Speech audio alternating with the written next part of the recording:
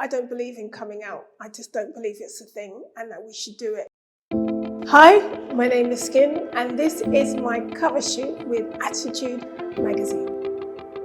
It's so funny when people think I'm a role model for queer black women. I mean, I'm not really into role models. I think they tend to disappoint.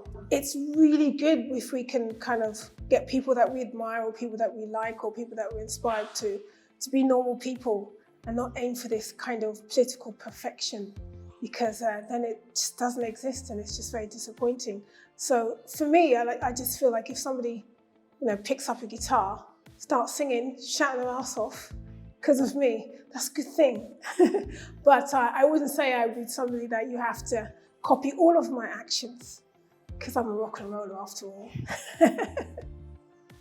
Wow, when I look back at Skunk Anansie's legacy, I mean, I'm a bit Janet Jackson about it. I'm a bit like, well, what have you done for me lately? Because I'm like, yeah, that's all well and good to think about what you've done, but really we're very much a forward-thinking band. We're about to go into another stage of our career. Being the first black woman to headline Glastonbury, at the time, racism was that you shouldn't really talk about it or mention it. It's like, being the first black person or the first black woman to headline quite a few festivals at the time, was something that nobody wanted to talk about, because you're just one of us, you're just the same as us, why point it out, why make it a thing? When actually it was a really major achievement. I think Mike Kalivis did something very different. He was kind of pointing the festival in the direction that he wanted to go in, rather than the direction that it had been in, because people look at Glastonbury and they just think it should just be like a white rock domain, So at the time we had a lot of criticism. Imagine what it was like for Jay-Z.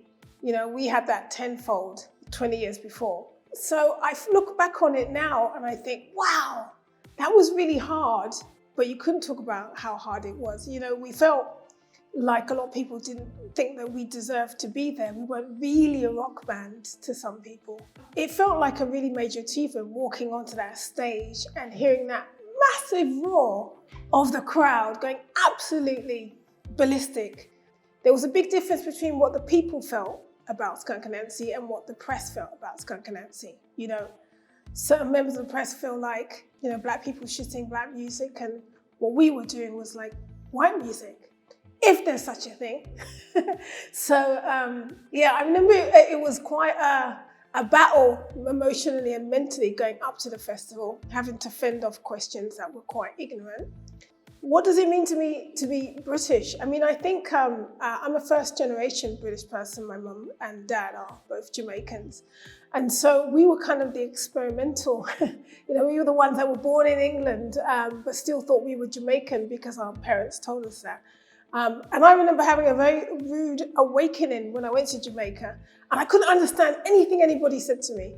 And suddenly I realized, wow, I'm not Jamaican, am I? I'm not Jamaican because I'm British. And even patois, in British patois at the time when I was growing up, was different. It had evolved as any language would do when it's going through different generations. So for me, I'm very proud to be British because this is my country. This is a country I've made home, and it's a country that has given me all of the things that a country should give, like inspiration and roof over my head and all that stuff. But at the same time, it's a double-edged sword, because my heritage means that my history is that this country has also abused my history and abused my background as a black person, as a Jamaican person, as an originally African person. So, I think we've always got that thing of feeling proud to be British, as we should, because it's our country, but having to we should be proud, shouldn't we? Because England has done a lot to a lot of different immigrants, a lot of different minorities, and still continues to behave quite badly. And at certain points, you just have to kind of get on with it and be proud and move forward, even though there's a bit of a horrible history. It's about changing the future rather than letting the history drag you down and not feel like you're part of it, the country that we're in now. I actually didn't come out to my parents. I don't believe in coming out. I just don't believe it's a thing and that we should do it.